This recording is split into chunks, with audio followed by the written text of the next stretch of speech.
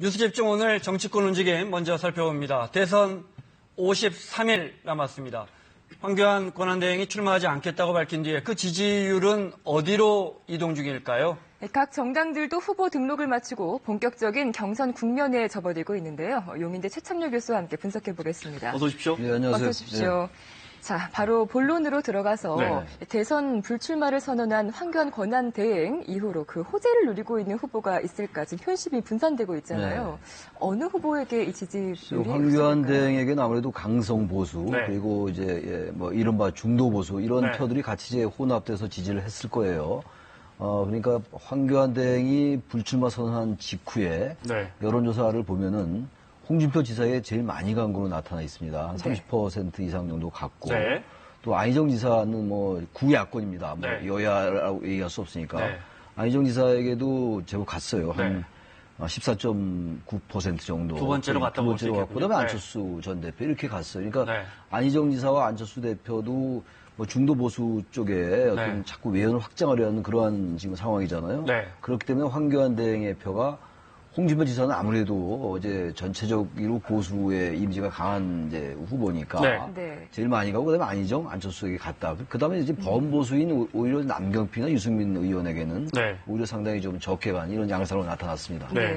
홍준표 지사가 얼마 전 2심에서 무죄를 받긴 했지만 사실 그 대선을 재판 중간에 선언을 한 거기 때문에 혹시 대법원 최종 판결이 언제쯤 납니까? 대법원 최종 판결이 언제 난다고 정확하게 예단할 수는 없을 것 같아요. 선거를 의식한다면 대법원이 빨리 이제 판단을 내리겠죠. 법리 적용 여부를 판단하는 것이니까. 그러나 어쨌든 이 성완종 리스트에 관련된 이 판결이 나기 전에는 출마한다는 자체가 잘 부적절한 거죠. 그래서 일단 대법원 판단이 언제 나느냐가 굉장히 중요한 변수가 될 것 같습니다. 자, 어제 이제 예비후보 등록이 마감됐고 자유한국당은 이제 중간에 사퇴한 분들도 있지만 9명으로 결정됐는데 저희가 그래프 보면서 설명 듣도록 하겠습니다. 자, 홍준표 지사, 원유철 의원, 안상수 의원, 조경태 의원 벌써 4선이죠. 김진태 의원, 낯선 이름도 있습니다. 신용한, 그다음에 김진 전 심우선 논설위원이고요. 김관용 지금 경북지사죠. 또 이인재 전 최고위원 이렇게 출마했습니다. 내일 당장 컷오프가 있습니다.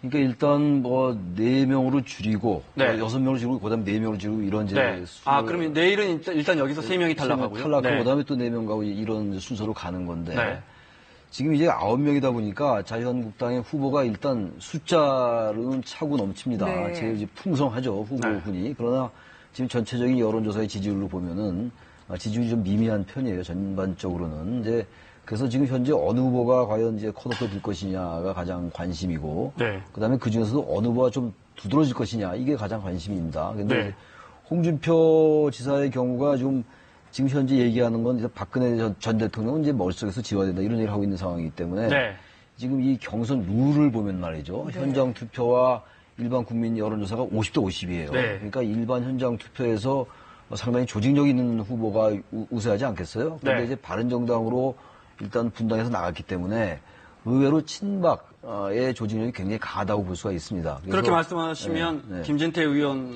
같은 경우도 김진태 의원도 상당한 경쟁력을 보일 수가 있다라는 당내 거죠. 경선에서. 일단 뭐 홍준표 지사는 박근혜 전 대통령 머리에서 지워야 된다 이런 이제 발언을 하고 있는 상황이기 때문에 뚜렷하게 엇갈리는군요. 완전히 엇갈리는 거예요. 홍준표 지사는 아무래도 비박 쪽으로 인식되는 것이고 김진태 의원은 친박의 핵심 강성 보수로 인식되기 때문에 이 두 부분에서 현장 투표의 조직력이 어느 쪽으로 가느냐가 중요한 건데 홍준표 지사는 또 현역 도지사이기 때문에 또 의외로 또 조직력 자체가 만만치가 않아요. 그래서 이런 이유건 저런 이유건 굉장히 이 결과가 생각보다 예측하기 어려울 것 같습니다. 말씀하신 것처럼 그래서인지 벌써 두 후보가 날을 세우고 있습니다.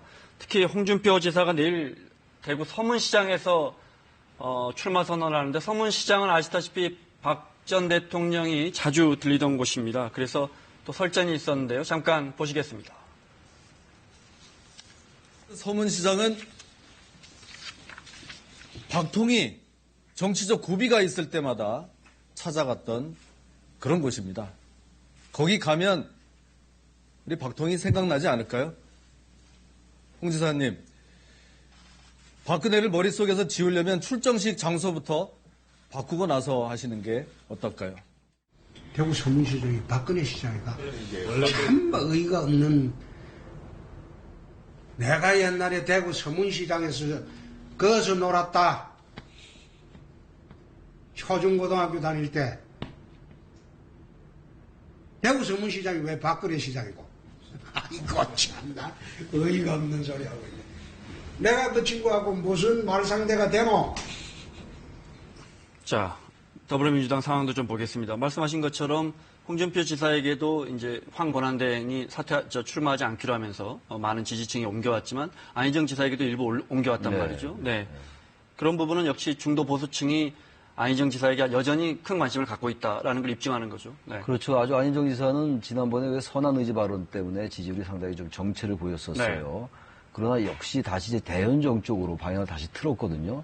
자신의 본래의 이제 그 의미대로 가고 있는 건데 네. 지금 아까 말씀하신 황교안 권한대행의 표가 많이 온 것으로 봐도 안희정 지사는 어쨌든 중도나 보수 쪽에 이 표를 의식을 하고 있는 거죠. 그쪽에 이제 유권자의 표를 견인하면은 민주당 경선도 선거인단이 굉장히 많잖아요. 민주당 경선이 가능성이 있다고 보는 거죠. 결국 그래서 지금 현재 민주당 내의 지지자들을 대상으로 한 것과 또 전체적으로 한 건 약간 좀 차이가 있는 것 같아요. 경향성 자체가.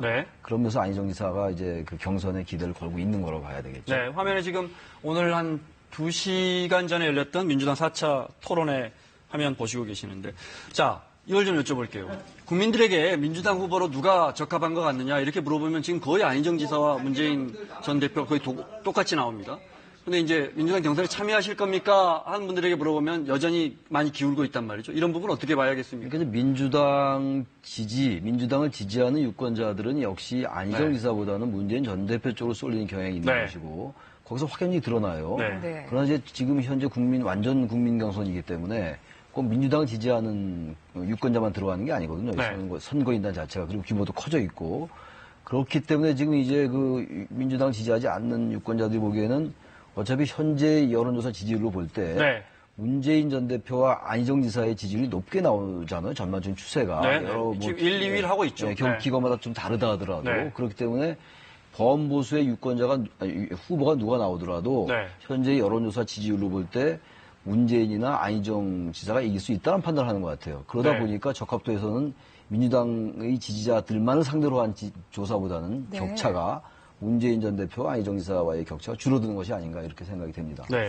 이런 가운데 민주당 의원들이 지지자들에게 버스에서 내려와 운동을 제안했다고 하던데 어떤 취지인가요? 그게 지난번에 촛불 집회할 때요.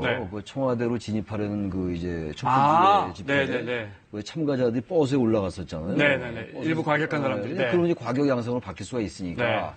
거기 집회에 참가한 시민들이 버스에서 내려와 이렇게 얘기하면서 어떤 폭력 집회로 폭력 시위로 갈 수 있는 것을 차단했던 적이 있어요. 그래서 그 말을 차용한 거죠. 그래서 지금 민주당 내 경선이 좀 과열 양상을 보이고 있기 때문에 지금 우원식 의원이나 뭐 전현숙 의원 이런 분들이 기자회견을 했어요. 그래서 이제 버스에서 내려와 운동을 좀 하자. 그게 버스에서 내려와 운동이에요? 이른바 이제 민주당 내 버스에서 내려와 운동이에요. 그게. 그래서 너무 과열돼 있다. 과열돼 있고 상호 비방하고 이런 것도 좀 자제해서 분열과 갈등을 우리가 좀 치유해 나가자 이런 좋은 취지의 민주당 내의 경선 운동입니다. 자, 지금 구도로만 보면 여론조사로만 보면 물론 지켜봐야겠지만 본선에 민주당에서 문재인 전 대표가 나간다면 지금 안희정 지사를 지지하는 중도 보수, 중도 진보 쪽 표가 아무래도 안철수 전 대표에게 몰린다면 그럼 또 안철수 전 대표가 계속해서 예전부터 결국 나하고 문재인과 1대1 구도가 될 거라 했는데. 어차피 안희정 지사와 문재인 전 대표는 뭐 어차피 민주당 내 경선에서 한 명이 되는 거니까. 결국 이제 이 연대가 어떻게 될 것이냐 문제예요. 민주당은 현재 문재인 됐건 뭐 안희정이 됐건 뭐 이재명 시장이 됐건 한 명이 되는 것이고 국민의당은 지금 뭐 안철수 전 대표와 이제 손학규 전 대표 그리고 박주선 국회 부의장이 같이 이제 오늘 이제 컷오버로 결정됐죠. 결정되잖아요. 그럼 여기서 이제 결정된 후보하고 그다음에 이제 바른정당 후보하고 또 이런 이제 연대가 이번 선거의 가장 큰 핵심 변수가 되는데 아까 잠깐 뭐 자유한국당 후보 얘기는 지나갔습니다만 자유한국당에서 후보가 친박이 뽑히냐 비박이 뽑히냐에 따라서 상당히 다를 것 같아요. 만약에 비박 후보가 자유한국당에서 선출된다면은 문재인 전 대표에 대항하는 이 비문연대가 하나 형성될 수 있는 가능성이 있는 것이고 만약에 자유한국당에서 친박 후보가 선출이 된다면 바른정당은 어쨌든 친박 후보와는 연대하지 않겠다는 입장이거든요. 적어도 현재까지는. 그렇다면 오히려 이제 친박 후보가 되면 이제 다자구도가 될 가능성이 있는 거죠. 네네. 그렇기 때문에 지금 자유한국당의 이 경선 판도가 전체 선거 판도에 미치는 영향이 굉장히 큽니다. 그렇군요. 예. 그렇게 보면 민주당 입장이나 뭐 국민의당, 뭐 바른정당 모두 지금 자유한국당에서 친박 후보가 될 것이냐, 비박 후보가 될 것이냐 굉장히 눈여겨보고 있겠군요. 겉으로 외형적으로는 그런 부분들에 대해서 관심을 표명하지 않지만 네네. 사실 구도에 있어가지고 굉장히 결정적일 수가 있습니다. 네. 왜냐하면 이번 선거가 어느 때 선거보다도 시간도 짧고 네. 전체적인 선거판이 어떻게 짜이느냐가 거의 네. 선거 승패를 좌우할 수 있는 정리하면 거거든요. 비박 자유한국당 경선에서 비박 후보가 된다면 예컨대 홍준표 후보가 된다면 한 번 더 요동칠 수 있다. 그럴 가능성이 더 커진다 이 말씀이시군요. 네, 조금 전에 언급하신 것처럼 국민의당 오늘 후보 선출이 끝났고요. 근데 이런 가운데 또 바른정당하고 연대설이 계속 나오는데 타이밍을 보고 있는 건지 4월 초 얘기가 나옵니다. 왜냐면 국민의당은 일단 경선을 맞춰야 되죠. 경선이 진행 중인데 자꾸 이제 연정이나 연대 얘기가 나오면은 네. 국민의당보다 국민의당으로서는 전체적인 원심력이 증대하는 것이니까 네. 그런 쪽으로 이제 원하지 않는 거죠. 네. 그래서 4월 초에 4월 4일 날이 국민의당 경선이 끝나는 날이거든요. 네. 네. 그 이후에 이제 아마 연대가 나올 수밖에 없고 그 부분은 저기 바른정당도 마찬가지일 겁니다. 그러니까 가장 확실한 상수는 민주당 후보가 누가 되느냐. 그 후보는 뭐 상수라고 보는 것이고 네. 그 밖의 경우는 어떠한 경우에도 상수라기보다는 연대나 어떤 그 대연정 이런 네. 것들에 따라서 상당히 후보의 유동성이 커지고 선거판 전체의 불확실성이나 유동성이 증대할 수 있다 이렇게 생각이 됩니다. 네. 네. 근데 여기에 대해서 박지원 당대표는 뭐 연대라든지 공조는 일단 없다는 입장인데 네. 여지는 남겨둔 것 같습니다. 일단 그 발언을 들어보겠습니다.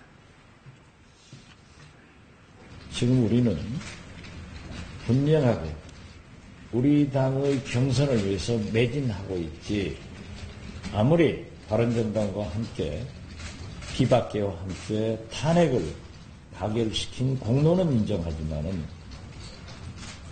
어떠한 공조나 연합연대 이러한 것은 없습니다. 정치는 생물이니까 아직 대선 후보도 결정되지 않았습니다. 오늘 컷오프 하는데 대선 임박할 때까지 제가 어떻게 얘기하겠어요? 정치인분들은 뭔가 뚜렷한 입장 없으실 때 꼭 저 이야기 하시는 것 같아요. 생물. 정치는 생물이라는 이야기. 그럼 알겠습니다. 이제 가변성이 많다는 거죠. 네. 자, 정리하면 이제 아까 말씀하신 것처럼 이제 민주당 후보는 상수로 보고 이제 국민의당에서 경선 결과가 나오고 바른정당에서 경선 결과가 나오더라도 또 자유한국당의 어떤 후보가 선출되느냐에 따라서 물론 두 당, 중간에 있는 두 당 안에서 연대로는 벌써부터 이야기 나오고 있지만 자유한국당의 어떤 후보가 나오냐에 따라서 이른바 또 빅텐트 이야기가 또다시 달라질 수가 펼쳐지겠군요. 있는 네. 거죠. 바른정당과 자유한국당의 범오소 후보 단일화의 길은 열려 있는 건데 네, 네. 바른정당으로서는 자유한국당에서 아주 친박 강성 후보가 선출이 되면은 네. 연대하기가 대단히 어려워진다라는 거예요. 네. 바로 그 부분이 이제 전체적으로 단지 범오소 후보 네. 단일화에 그치는 것이 아니라 네. 문재인 전 후보에 대항하는 이른바 빅텐트와 관련되기 때문에 네. 그 자유한국당 후보가 누가 선출되냐가 대단히 중요하다는 거죠. 김종인 의원은 지금 말씀하신 그 큰 텐트를 염두에 두고 나갔다 이렇게 봐도 됩니다. 당연히 그렇게 봐야 되죠. 김정인 네. 전 대표는 어쨌든 제3지대라는 그 제3지대론이 반기문 전 총장의 사퇴한 이후에 좀 소멸된 분위기였거든요. 네. 김정인 전 대표가 민주당을 탈당한 이후에 이 빅텐트로는 지금 살아나고 있는 상황이거든요. 네. 연대나 연합 이런 것들을 통해서 이제 민주당의 상수와 대결한다 이런 구도로 갈 가능성이 커요. 네. 거기에 이제 김정인 전 대표는 이제 구심점이 될 것인지 아니면 본인이 출마할 것인지 그 부분은 네. 자신의 의지와 관계없이 전체적인 구도 그리고 이 연대의 과정, 경선의 과정 이런 것도 거쳐야 되는 것이기 때문에 네. 지금 좀 지켜봐야 될 것 같습니다. 알겠습니다. 용인대 최창렬 교수와 함께했습니다. 고맙습니다. 고맙습니다.